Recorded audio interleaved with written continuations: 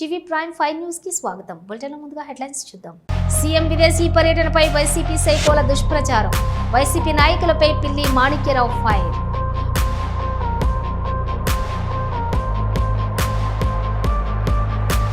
కొండగట్టు శ్రీ ఆంజనేయ స్వామి వారిని దర్శించుకున్న ఉప ముఖ్యమంత్రి. తనకు పునర్జన్మనిచ్చింది కొండగట్టు అంజన్న అన్న పవన్ కళ్యాణ్.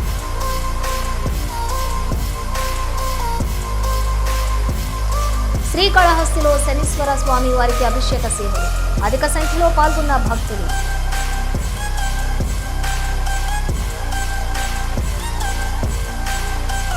సీఎం విదేశీ పర్యటనపై వైసీపీ సైకోలు దుష్ప్రచారం చేస్తున్నారని అన్నారు. లీడ్ క్యాప్ చైర్మన్ పిల్లి మాణిక్యరావు. జగన్మోహన్ రెడ్డి వారి బృందం అబద్ధపు ప్రచారాల వలన ప్రజలు వారిని నమ్మటం లేదని అన్నారు. అందరికీ నమస్కారం అండి. చంద్రబాబు నాయుడు గారు, లోకేష్ గారు కనపడతలేదు, రాష్ట్రాన్ని వదిలి వెళ్ళిపోయారని చెప్పేసి ఈ జగన్ సైకో ముఠా ఒక విచిత్రమైనటువంటి ప్రచారం చేస్తూ సునకానందాన్ని పొందుతూ ఉన్నటువంటి పరిస్థితి మనం చూస్తూ ఉన్నాం. జగన్మోహన్ రెడ్డి చంద్రబాబు నాయుడు గారి మీద కానీ, లోకేష్ గారి మీద కానీ, పవన్ కళ్యాణ్ గారి మీద కానీ చేసేటువంటి ఆరోపణలు, ప్రచారాలు కేవలం అతన్ని తిప్పికొట్టుకోవడానికి ఉపయోగపడుతున్నాయి తప్ప వీళ్ళ దరిదాపు కూడా వీటికి సంబంధించినటువంటి ఏవి కూడా రావట్లేదనే సంగతి గుర్తుపెట్టుకోవాలి. ఎందుకంటే ప్రజలకి సంబంధించినటువంటి విషయంలో ఏదైనా సమస్య మీద వాళ్ళు మాట్లాడినా, ప్రశ్నించినా, లేకపోతే రోడ్డు ఎక్కినా ప్రజలు హర్షిస్తారు. కానీ జగన్మోహన్ రెడ్డి వాళ్ళ బృందం అంతా కూడా అబద్ధపు ప్రచారాలు, తప్పుడు పద్ధతిలో వెళ్ళటం, రప్ప నరికేస్తామని చెప్పటం, లేకపోతే వ్యక్తిగతమైనటువంటి దోషణలు, వాళ్ళకి ఆరోగ్యం బాగాలేదు, వీడికి భార్య బాగాలేదు, వాడికి పిల్లలు బాగాలేదని వ్యక్తిగతమైనటువంటి దోషణలు చేస్తూ ఉన్నారు. వీటిని ప్రజలు పట్టించుకోరు అనే సంగతి ఈ సైకో బ్యాచ్ గుర్తుపెట్టుకుంటే బాగుంటుందని సందర్భంగా తెలియజేస్తూ ఉన్నాం. సంవత్సరానికి 365 రోజులుంటే 365 రోజులు రాష్ట్రం కోసం, రాష్ట్ర సంక్షేమం కోసం కష్టపడేటువంటి మనస్తత్వం ఉన్నటువంటి వ్యక్తి చంద్రబాబు నాయుడు గారు. తన 75 సంవత్సరాల వయసులో కూడా ప్రతిరోజు 18 గంటలు కష్టపడతా ఉన్నటువంటి వ్యక్తి ఈరోజు చంద్రబాబు నాయుడు గారు అనే సంగతి అందరికీ తెలిసిందే. జగన్మోహన్ రెడ్డి విధ్వంసం చేసినటువంటి వ్యవస్థలు మొత్తం గత 18 నెలల కాలం క్రితం ఉంటే ఆ వ్యవస్థల మొత్తాన్ని గాడిలో పెట్టడం కోసం రోజుకి 18 గంటలు నిద్రపోకుండా రాష్ట్రాన్ని గాడిలో పెట్టడం, వ్యవస్థల్ని గాడిలో పెట్టడం, రాష్ట్రంలో సంక్షేమాన్ని ముందుకు తీసుకెళ్ళటం, రాష్ట్ర అభివృద్ధిని ముందుకు తీసుకెళ్ళటం రాష్ట్ర ప్రజలు గమనిస్తూ ఉన్నారు. 365 రోజులు సంవత్సరానికి కష్టపడుతూ రోజుకి 18 గంటలు కష్టపడేటువంటి వ్యక్తి కుటుంబ సభ్యులతోటి నూతన సంవత్సరం సందర్భంగా 4 ఇండియా ఇన్వెస్ట్మెంట్ లీడర్గా ఏపీ నిలిచిందని బ్యాంక్ ఆఫ్ బరోడా తేల్చి చెప్పినట్టు రాష్ట్ర మంత్రివర్యులు డాక్టర్ డోలా శ్రీబాల వీరాంజనేయులు స్వామి తెలిపారు.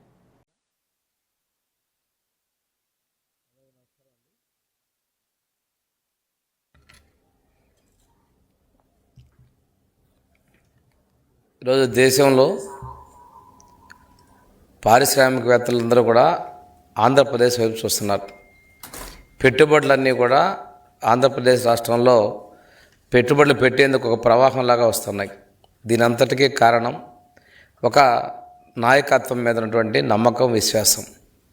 గత 5 ఏళ్లలో విధ్వంసాలను చూసాం, వేధింపులను చూశారు, రాష్ట్రం నుంచి పరిశ్రమలు పారిపోయాయి.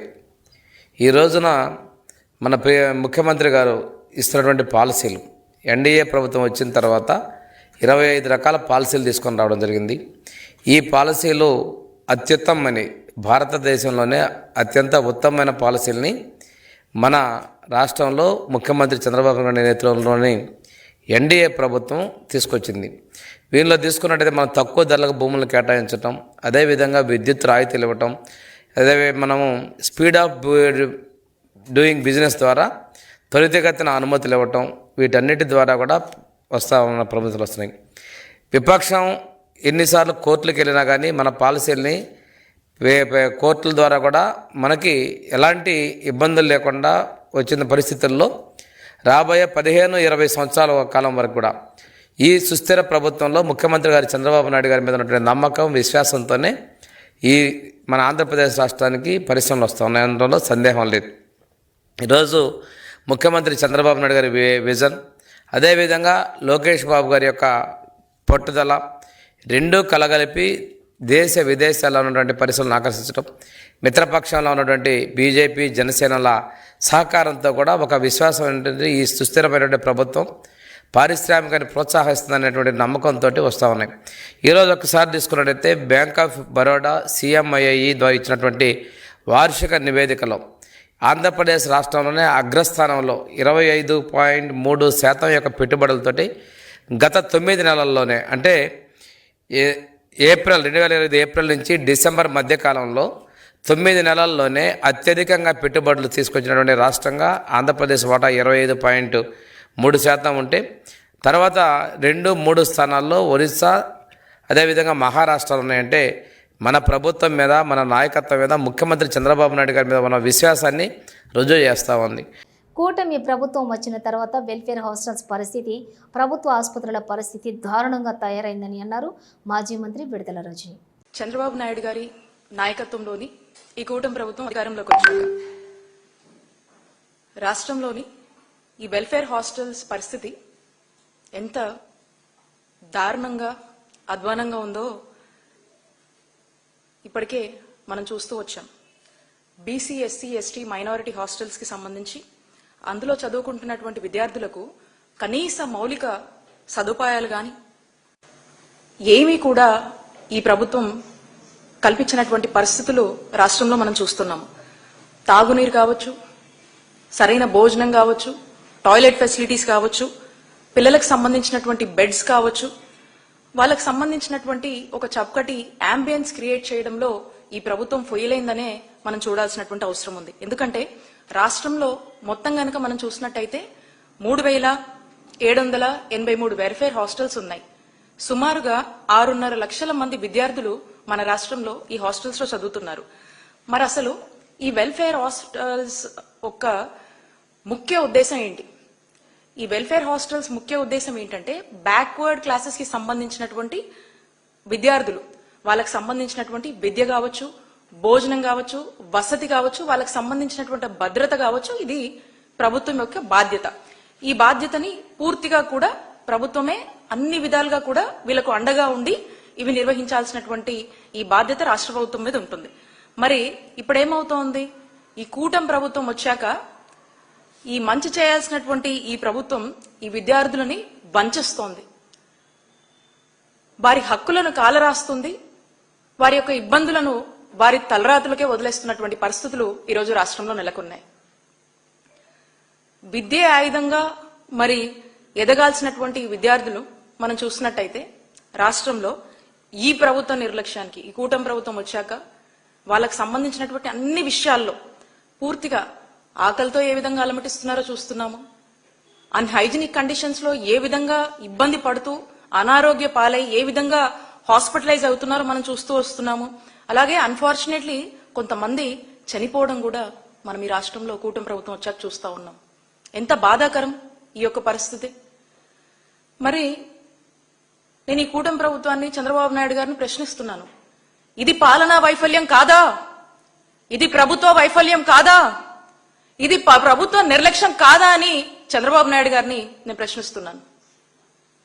ఈ గత 19 నెలలుగా మనం చూస్తా ఉన్నాము, ఈ ప్రభుత్వం ఏర్పడిన దగ్గర నుంచి రాష్ట్ర వ్యాప్తంగా కూడా ఈ వెల్ఫేర్ హాస్టల్స్ లో విద్యార్థులు కంటిన్యూస్ గా కూడా సిక్ అవుతూనే వస్తున్నారు.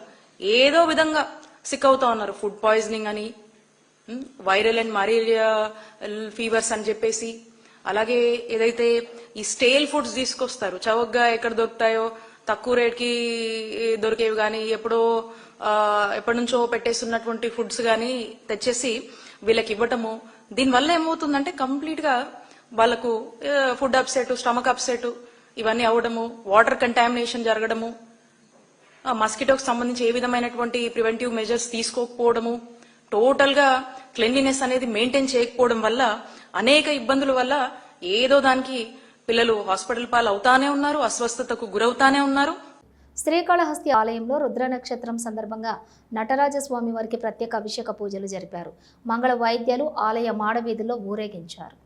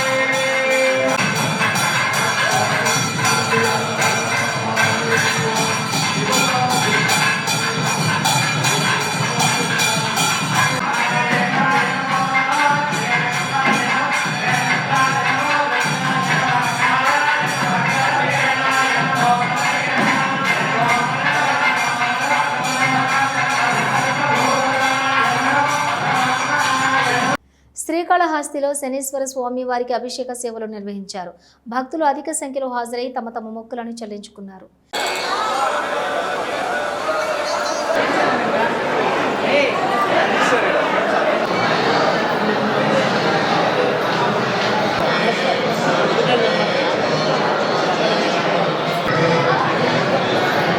ఇక్కడ అందరూ పైకి లేవాలి.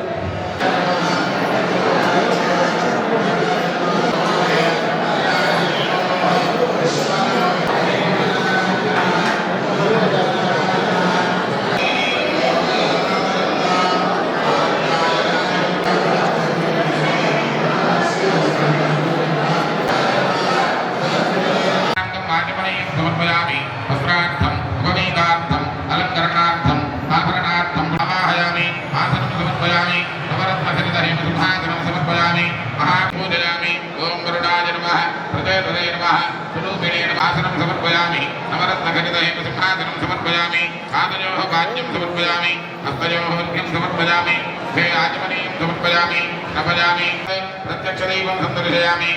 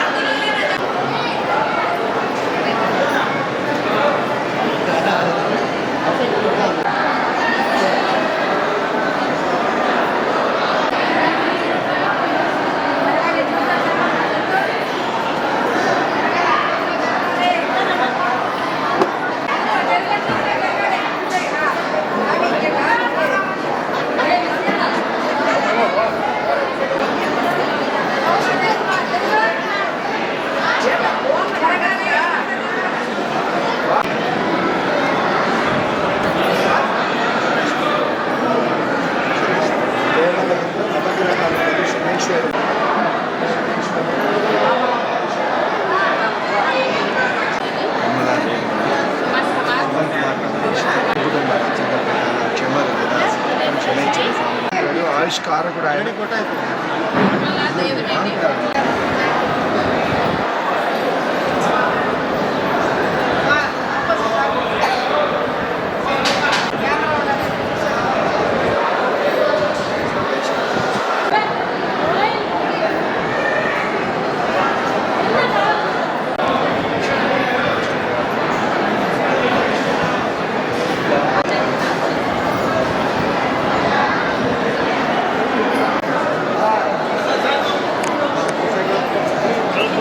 మాదక ద్రవ్యాల నిరోధం కోసం ప్రజలను చైతన్యం చేసేందుకు పోలీస్ శాఖ నిర్వహిస్తున్న అభ్యుదయం సైకిల్ యాత్రలో కేంద్ర మంత్రి కింజరాపు రామ్మోహన్ నాయుడు, రాష్ట్ర హోం మినిస్టర్ వంగలపూడి అనిత పాల్గొన్నారు.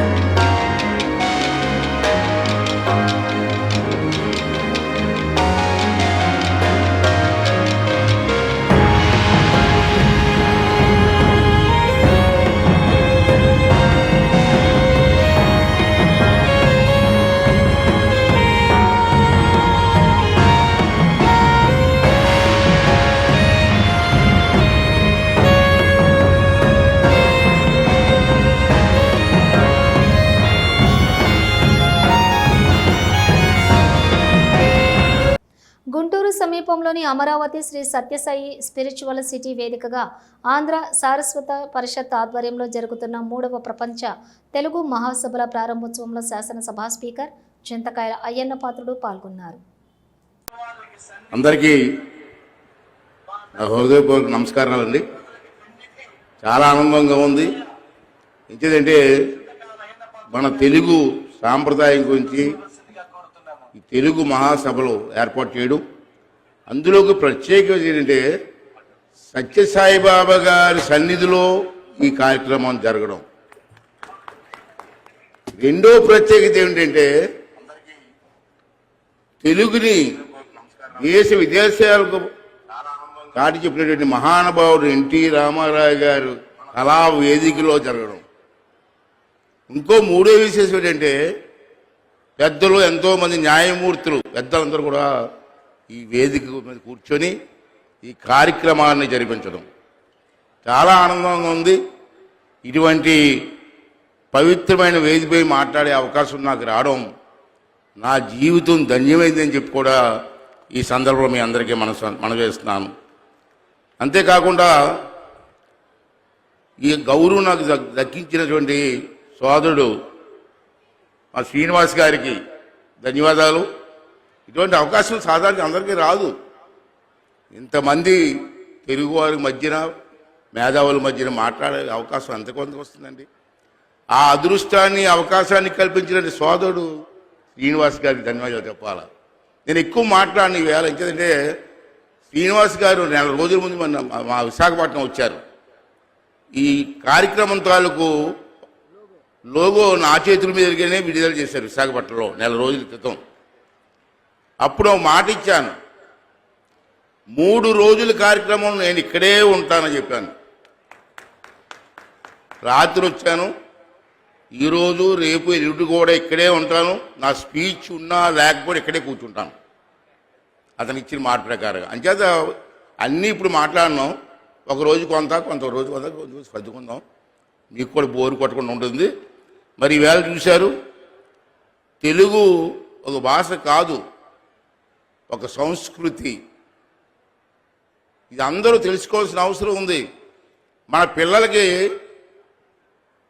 ఏం చదువుతున్నారో, దేనికి చదువుతున్నారో, మన సాంప్రదాయం ఏంటో, మన పల్లెల్లో పూర్వ సాంప్రదాయం ఏంటి, సంస్కృతి ఏమిటో ఇప్పుడు పిల్లలు ఎవరికి తెలియదు. పూర్వం అమ్మ చందమామ రావే జాబిల్లి రావా అని చిన్నపిల్లలకు భోజనం పెట్టేవారు. ఏమ్మా నిజమా? తల్లి మీరే చెప్పాలి. మరి ఈవేళ చందమామ పాటలు లేవు, పిల్లలకు సెల్ ఫోన్లు ఇచ్చేసి భోజనం పెడుతున్నారు. భోజనం పెడితే సెల్ ఫోన్లు వస్తే పిల్లలు సెల్ ఫోన్ చూస్తున్నారు, భోజనం అనిపిస్తున్నారు. అమ్మ ప్రేమే వేరండి. ఇవాళ తెలుగు భాష గురించి మాట్లాడుకుంటున్నాం. తల్లి లాంటి భాష, మన మాతృ భాష. దీన్ని అందరం కూడా గౌరవించవలసిన అవసరం ఉంది. మన పిల్లలకి దీన్ని చెప్పవలసిన అవసరం ఉంది. మనం చేస్తున్నాను. తెలుగు కేవలం మాట్లాడే భాష మాత్రమే కాదు. మన అందరం తెలుసుకోవద్దంటే మన జీవన విధానం తెలుగు, మన ఆచారాలు తెలుగు, మన సంస్కారం సాంప్రదాయాలు తెలుగు. ఇవన్నీ కూడా మన పిల్లలకు చెప్పాలి. మనం ఆ రోజులు పోయి పల్లెల్లో వాతావరణం మారిపోయింది. అంచేత ఇవన్నీ కూడా మళ్ళీ పూర్వంలాగా ఆ వాతావరణం తీసుకురావాల్సిన అవసరం ఉందని చెప్పి మనం చేస్తున్నాను. అమ్మ చెప్పే లాలిపాటలో తెలుగు ఉంది. మన పిల్లలకు తెలిసండి అది. నీకు తెలుసు అమ్మ చెప్పే లాలిపాటల్లో తెలుగు ఉందన్నారు. అమ్మ చెప్పే కథల్లో తెలుగు ఉంది. పండగల్లో, పెళ్ళిళ్ళలో, పూజల్లో కూడా తెలుగు ఉంది. అలాగే ఇలా మన ప్రతి సంబరాల్లో కూడా తెలుగు ఉంది. సంబరాలన్న మాట వచ్చింది, దాని గురించి చెప్పాలి.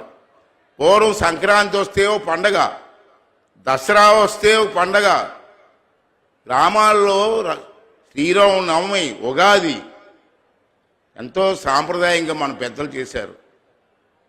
కొన్నాళ్ళు జరిగే ఎలాగా ఈవేళ గ్రామాల్లో శ్రీరామనవమి ఎవరైనా చేస్తున్నారండి? ఉగాది పండుగ ఎవరైనా చేస్తున్నారండి? ఇంతకుముందు సంక్రాంతిలో గ్రామాల పల్లెటూరులు వెళ్తే తాడిపెద్దులు రకరకాల వేషాలు వేసుకొని ఒక పండగ వాతావరణం ఉండేది. ఇప్పుడు ఎక్కడైనా కనపడుతున్నాయండి? దాన్ని మళ్ళీ మనం అందరం కలిసి పూర్వ వైభవం మా తెలుగు తీసుకురావాల్సిన అవసరం ఉందని చెప్పి నేను మాట్లాడుతున్నాను. అలాగే మా గురువు గారు స్వర్గీయ నందమూరి తారక రావు గురించి నేను మాట్లాడి ముగిస్తానండి. తర్వాత ఉంటాను, నేను రోజు మాట్లాడుతాను ఏదో సబ్జెక్ట్ మీద. ఎన్టీ రామారావు గారు ఇవాళ చెప్పాలంటే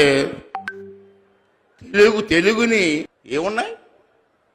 ఆ రోజు దానవీర సోర గారి సినిమాలో ఒకే ఫ్రేములో 3 పాత్రలు నటించిన మహనీయుడు ఎవరైనా ఉన్నారంటే నందమూరి తారక రామారావు గారు. దుర్యోధన పాత్రలో తెలుగు గురించి మాట్లాడుతూ డైలాగ్స్ చెప్తూ ఉంటే కళ్ళు ఆర్పుకుంటా చూసిన సందర్భాల్లో ఆ మహనీయుడు వేదిక మీద మాట్లాడే అదృష్టం నిజంగా నా పూర్వజనం సుకృతంగా మా భావిస్తున్నాను. ఇంకేదంటే నాలాంటి ఎక్కడో పల్లెటూరులో పుట్టాను నేను.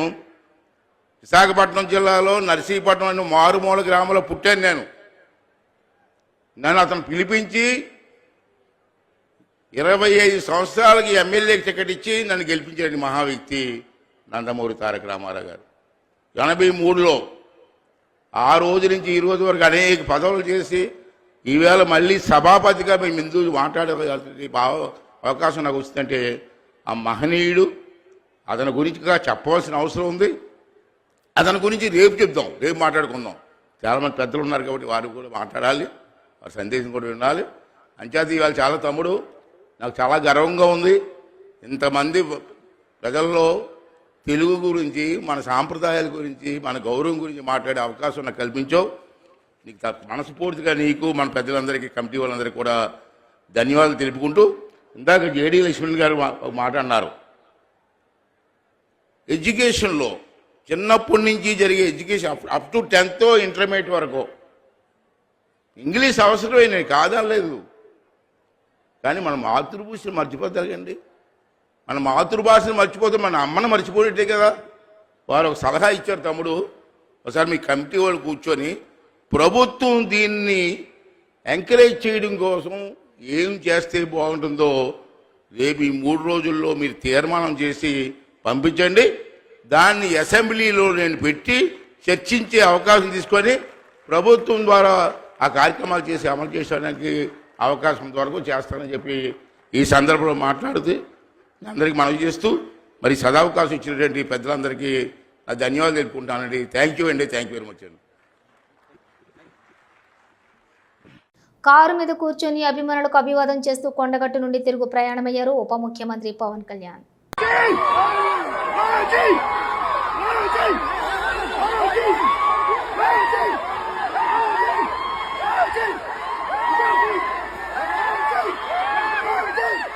కొండగట్టు శ్రీ ఆంజనేయ స్వామి వారిని దర్శించుకున్నారు ఏపీ ఉప ముఖ్యమంత్రి పవన్ కళ్యాణ్.